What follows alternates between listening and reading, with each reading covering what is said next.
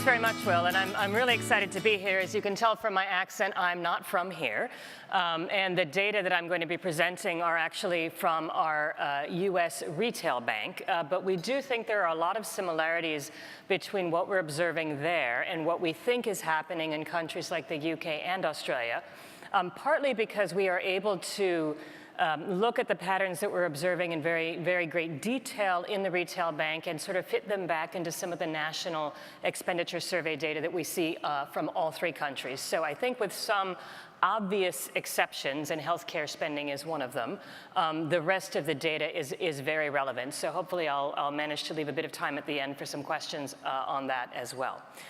So just as a quick overview of what we are trying to do with our retirement business overall, it is about designing, building, and delivering interesting investment products to our clients and their members, but it is much more than that. We really focus a great deal of our resources on the things you see sort of on the bottom left, right? Insights, quantitative, qualitative research, academic partnerships, some of whom are in the room, consumer data and trend analysis, again, stuff that we're able to get from our retail bank, education, content, and tools that we deliver through some of our partner firms, and then a very growing interest in making sure that we are contributing our voices to helping change policy when we think that would be effective. So we are doing a lot of that work around and in support of the way we think about building investment products. But of course, if we're actually trying to help design products that will get people safely to the end of their journey,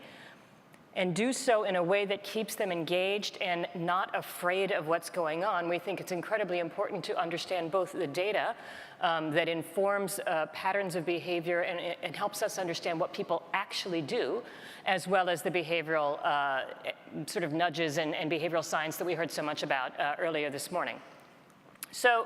So when we think about pulling all of that together, right, you've got capital markets and product design, you've got behavioral economics, it's really the data that I think we are just now beginning to scratch the surface of as an industry. So what I'm going to do now is really focus on some findings that I think may be surprising to this audience. So first and foremost, this is coming out of the US defined contribution record keeping system, where it is voluntary for a plan to be offered at all. So only about half of American employers even offer a plan. And it is voluntary if you want to contribute. And I think Steve showed this morning some statistics about what contribution rates are without automatic enrollment, about 53%, and with automatic enrollment, very similar to the rates you see here, right? So if it's left up to the individual, you see a lot of different behavior. What we are showing on this slide is a really important, in my mind, difference between the mean and the median. These are showing median in the purple, median levels of savings at different ages, median levels of loans as a percentage of the account balance. 1 in 6 Americans takes a loan out every year out of their 401k plan. It's permitted. Some would say it encourages participation because you can actually get the money out in the case of emergency. Others would say that it, in fact, is a terrible cause of leakage. And then when people hit the age of 59 and a half, second from the bottom, pre-retirement distribution, that is when the tax penalty for withdrawals goes away. Of the people who take a distribution, and again, it's about 1 in 6 every year over the age of 59 and a half, take some money out, the median amount is 43%. So people are taking huge chunks of their retirement savings out as soon as they can, right? So if you think about 1 in 6 does it every year after the age of 59 and a half, pretty much everybody does this, right, if you run through 6 years through retirement. So it's a huge problem. And then when people retire, almost all the money leaves in one chunk, and you can see that very clearly. The median amount withdrawn once somebody retires is 95. About half the people roll that money over. Half the people cash out the pot. However, 2/3 of the money rolls. I think, Steve, actually, you did some good research on this. 2/3 of the money rolls into an IRA, 1/3 of the money is cashed out. So large pots are getting converted into an IRA, smaller ones are getting cashed out. So that's on the savings side. What we're now going to dig into is what happens on the spending side. So what we're doing now is looking at spending across about 5.5 million households. JP Morgan Chase has a retail banking relationship through housing, mortgages, auto loans, credit cards, current account, with half of all American households. And of that half of all American households, about 5.5 million, we think we can understand or model accurately all of their spending. So takeaway number one for me here is that in real terms, spending peaks in your mid-50s, which I find personally reassuring. 2 students in university right now, 2 kids in college. But that spending drop is persistent. It's persistent across all wealth levels. The wealthier you are, the steeper the drop. Again, we're showing you the median data here. The less wealthy you are in terms of assets on deposit or wealth invested with us, the flatter that spending curve is. We're doing a lot more work to understand what is discretionary versus non-discretionary at each one of these wealth levels, so we can get a lot more granular. But what's fascinating for me in this data is that in America, we famously have to take care of our own health care. And even though you can see health care, which is the very bottom pale blue line there, even though that increases dramatically, both in terms of outright expense and percentage of total spending, it becomes quite dramatically large at the end, it still never overwhelms the rest of the spending decreases. So the way I like to think about this is actually looking back at my grandmother, who, when she turned 85 for her birthday, asked us to not give her any presents that she could not either read or eat because she was done with stuff. And I love telling that story because I think it is emblematic of what happens as you age. People are done with stuff, and I see it now in my own parents' lives. And I think I'm seeing smiles in the audience. A lot of you have watched that occur in yourselves in your own families. So the need for consumption, the health to be able to consume, travel, entertainment, dining out, transportation, all of them drop rather radically. So some interesting implications for financial planning come out of this. Number one, when we look at the projected inflation rates for retirees, what we observe, again, median data, got to be a bit careful with these averages, as I showed you before. There's quite a broad distribution of behavior here, but the median rate of inflation for someone over the age of 65 is minus 1.5%. That's the rate of real spending. So we are watching their expenditures drop in real inflation, unadjusted terms by 1.5%. I think I just did that backwards. Anyway, real spending. When you adjust that for inflation, it only goes up 1.5%, right? So that is significantly below the observed rate of inflation. It is significantly below the 2.25% that we think we will observe in the economy, in the US economy, over the next 10 to 15 years. So 1.5 versus 2.25. And then it is significantly below the rate that the US government publishes for retirees. They say it should be 3%. So what this is leading us to do is, frankly, overestimate the amount of money most people will probably spend materially if they live to be 95 or 100. Now,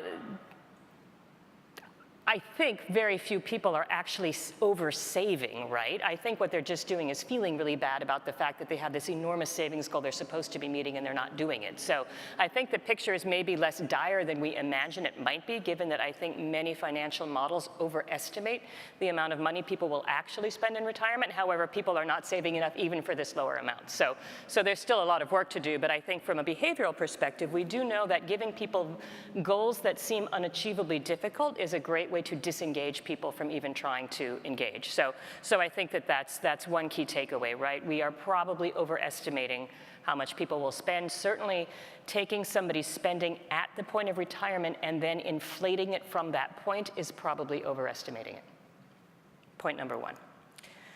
So let's shift what we're going to get out of this data now and look at a different data, still starting with that same 30 million households, half of all American households, cut it down to the households that we have observed retiring in the 5 years that we have data.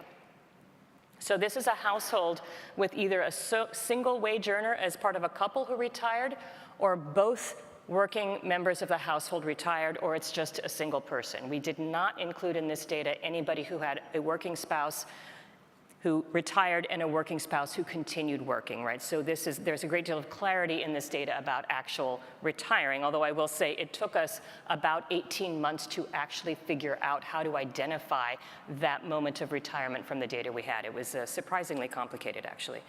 And just to give you a sense of that, we were looking essentially at people who had labor income. We can see from the kind of sort of wire instructions that happen on the direct deposit into the checking account, the ACH wire that's used in America. We can see that it came from an employer, and we can see if it was either an annuity or a Social Security payment, a national pension, or a defined benefit pension that was wired in. So there's a great deal of clarity on the green bits and the brown bits. Unfortunately, about 60% of the people that are in this age bracket, we actually couldn't tell. So there's a huge bunch of people that we actually literally cannot tell exactly what's going on from this kind of cash transaction. So when people are in their 30s, it's obvious they're all working. When people are in their 90s and they're only getting Social Security, it's really obvious they're retired. But we're doing a lot more work to try to really untangle people's sort of shifting financial lives. But again, there's a key takeaway here, which is that it's a very blurry, messy,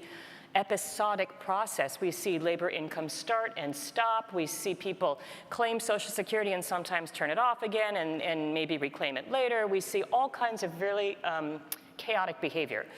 So that is an interesting takeaway right there, that it is probably less predictable for most individuals as they go through this process. It's much less clean than we would imagine. Here's another interesting set of information, the age at which people retire. To claim one's full Social Security benefit in the US right now, you have to be 66, and I'm going to look at Steve, 4 months, I think, right now this year. And it's going up a month a year until we hit 67. Most people mentally still frame 65 as the normal age to retire, but you can start claiming your Social Security benefit as early as 62. So you will see in this data a big spike at 62, and you see the most common age really being in the 60s. But there's a big bubble of people at the age of 55. We think many of them are firefighters, policemen, armed forces, who typically have to put in 20 years of service to get their defined benefit pension. So that sort of makes sense. What's more interesting, though, is to dig into who we see getting pension income and who isn't getting pension income. Those who have defined benefit pensions are retiring 61%, I'll rephrase that, 61% of the people retiring before the age of 60 have a defined benefit pension. Again, largely firefighters, policemen, we think, state employees, right, who have these benefits. And only 20% of the people waiting into their 60s have pensions. We think this trend will be accelerating dramatically as we move through our own DB sort of roll off, similar to what's happened here.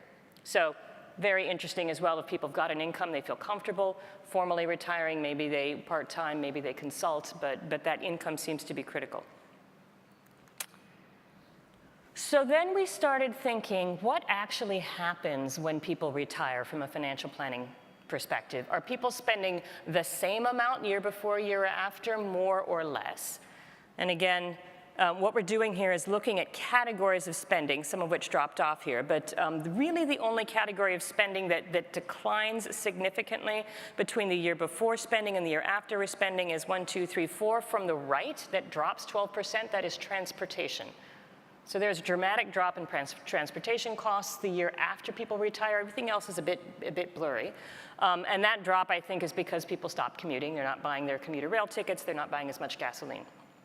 So on average, 1.2%. However, that average is wildly misleading. So this is a histogram that looks at the change in spending comparing the year before retirement to the year after retirement. The most common range, right, the sort of normal distribution is minus 30% to plus 25%. That's a huge distribution of sort of normal change in spending. And the thing we find really interesting is that enormous fat tail on the end with people. There's a big bulge of people, I think it's 1 in 12 people, spending 100% more the year after than the year before. Now, again, there's a lot more. Every time we ask and answer what we think is a very straightforward question, we have 17 more questions that we now have to answer. So we're pretty sure that big jump in spending on the end there is real estate transactions. At least that's our hypothesis. We will be testing that. But presumably people are either buying a second home or buying something and selling something, and that's what's causing that huge burst in expenditure. Or maybe it's the, take your extended family on the cruise that you've been promising everyone for 20 years when you finally stop working. So that's an interesting tale. So when we think about designing products for retirement, when we think about that conversation about lifetime income, when we think about the role of annuities and guaranteed income and the trade-off that individuals are struggling to make between all DB, all cash pot, all purchase of an annuity, all trying to figure this out by myself, those choices I think are all too binary. And I used to think that many individuals who didn't understand the power of risk pooling for longevity just didn't understand the math, and I felt kind of sorry for them, and if only they knew what we knew, they would all buy annuities. And we look at this data, and it's, I think, a really rational decision for people to really get reluctant at wanting to lock up a lot of their capital in an annuity type purchase, because we don't think they know really well yet what they're going to be doing. I think by the time they hit their sort of middle 70s, there's a lot more predictability in that cash flow, and we're starting to build that data set now. But one key takeaway is that there's a lot of volatility here.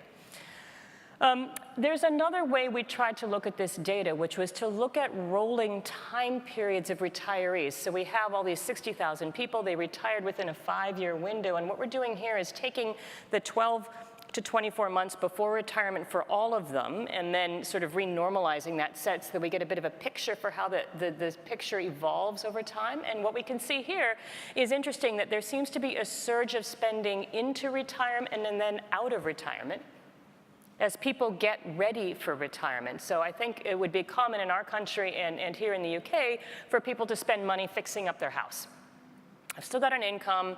I want to put the new boiler in, which I know I'll need. The roof is probably going to need redoing. I want to get this sort of infrastructure taken care of so that I can have a more predictable sort of run rate on how much my house will cost as I go forward. We think that's perfectly sensible. We are now, of course, trying to see if that's true. The second thing that may be a little more American is making sure you do predictable medical expenses before you lose your employer health care. For instance, how about that new knee that you know you need to get, that hip replacement, right? The time to do that is when you're still on your employer's health insurance and not afterwards. So I think some of this consumption in the US is also sort of medical consumption that is non-emergency. So again, we're doing more work to validate that.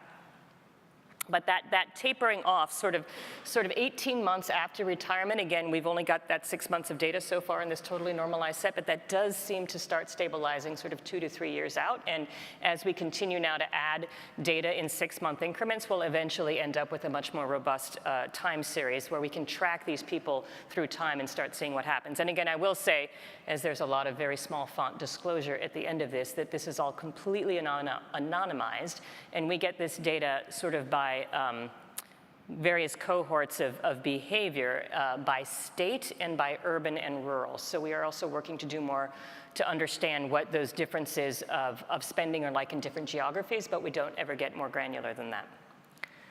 Now, another really interesting thing for us was trying to understand how volatile things were into retirement, right? I showed you this beautiful smooth line that shows you this peak right around retirement, and then it drops. What we're doing now is taking that same 60,000 people and saying, well, how much of them stay sort of relatively steady the year before and the year after, and the 3 years after retirement? So now this is taking 1 year before versus 3 years afterwards. And we're defining steady eddies, people who keep their spending relatively constant, as within plus or minus 20% of their pre-retirement spending. So if you were spending £50,000 before you retire, it means you were staying within 40 to 60 the following 3 years. Only 1/5 of this group of people, 22%, stayed within that relatively narrow bound. We found that shocking. 15% spent less than, again, using those numbers, less than £40,000 the next 3 years. That I might have imagined. Whether that was frugality, a lack of funding, or just they just didn't want to spend the money, we don't know yet, and we're, again, doing more work to try to fit income back into that. But there's only 15% who dropped consistently. 9% spent more than £60,000 every 3 years. So they're the upshifters. And then the other 56% of the people did both. And actually, the 7% roller coasters flip-flop between less than 40 and more than 60. At least once, if not twice. So when we look at this data, back to my earlier point on annuitization and the way we frame these choices for people, right? It may make perfect rational economic sense for someone to get that longevity risk pooling benefit, and any actuary in this room would tell you how powerful that was in terms of using capital efficiently to hedge the tail. But it's a very frightening decision, I think, for many people, because our conclusion from seeing some of this data is that people are trying things on. I thought I wanted to live in Florida, but I hate it. There are too many mosquitoes. I thought I wanted to join this really nice golf club, but what was I thinking? I don't want to talk to any of these people, right? I mean, we see the kind of churn happening that would indicate people flipping around and really changing their lifestyle a bit. So again, this sort of rational brain that says, how can I use this money most efficiently, versus the reality of just being terrified of getting locked into something you can't undo, I think is meaningful. I'll open it up for questions in just a second, but the last thought I want to give you is one about how to think about taking risk. Again, sort of our core business is designing default solutions for members in accumulation and decumulation.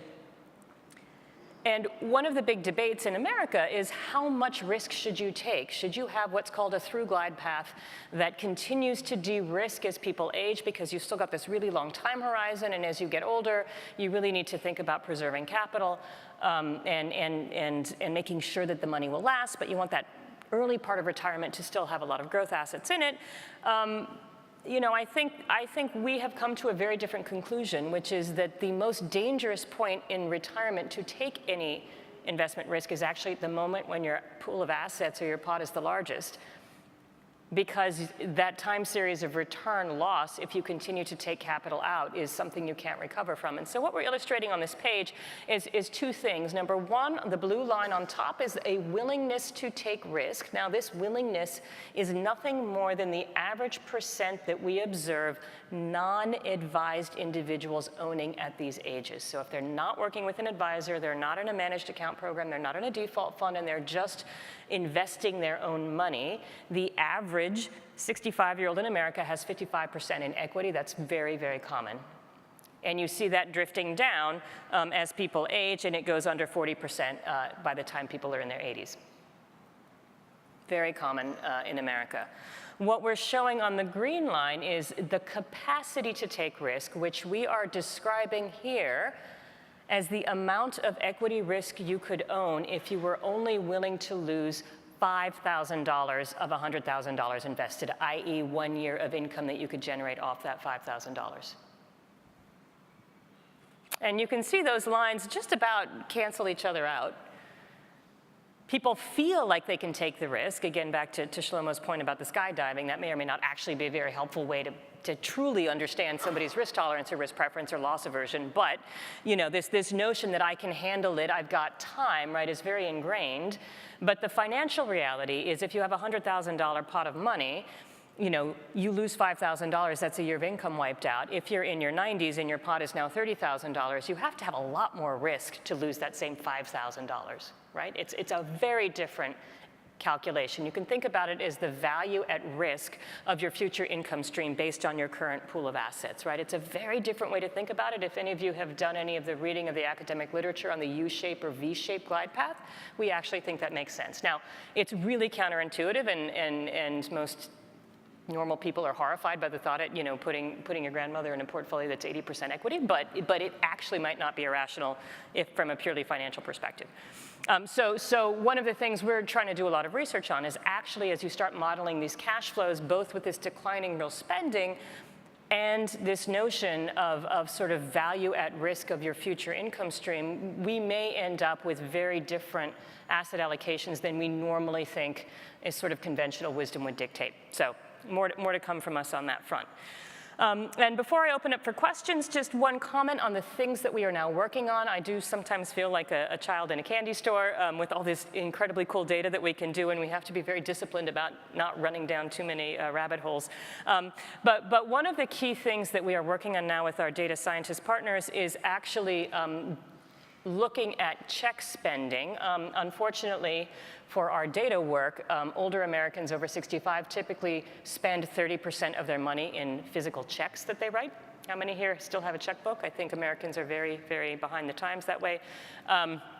I think if this was America, you'd see every hand in the room go up, and I saw maybe a quarter of your hands go up. So we are now working with the data scientists to actually track where each check is wired. We have the information, it just hasn't been built into the data yet. They're very excited about that. We're also digging into that sort of big blob in the middle of that data set that I showed you. We know who's definitely retired, we know who's definitely not retired, and there's this big mass in the middle. We're getting much more granular on those people so that we understand a little bit more about this transition through retirement. Again, younger workers, it's clear they're younger people, it's clear they're working. 80-year-olds, actually, it's still in our database, about 4% of 80-year-olds are working, just still getting a paycheck. Food for thought.